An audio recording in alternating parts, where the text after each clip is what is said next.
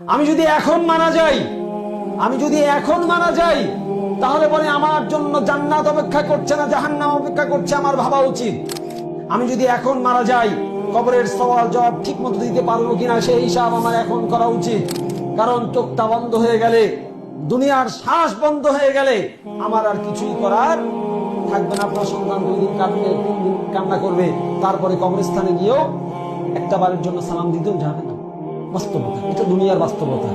দুনিয়ার মানুষ ব্যস্ত হয়ে পড়ে, এই বাস্তবতাকে আপনি অস্বীকার করতে পারবেন না। তাই প্রিয় ভাইয়েরা আমার, উসিবিনফসি ওয়া ইয়াকুম, আমি আমাকে সহ আপনাদেরকে নসিহা করছি, আসুন দুনিয়াদারিকে একটু সাইডে রাখেন, আখিরাত মুখী হন, আল্লাহর দিকে একটু ফিরে চলি। এর আগেও আমি এক খুতবায় বলেছি, চলেন আল্লাহর দিকে ফিরে চলি। এই দুনিয়া নিয়ে মারামারি কাটাকাটি করে কত কিছু করতেছি আমরা।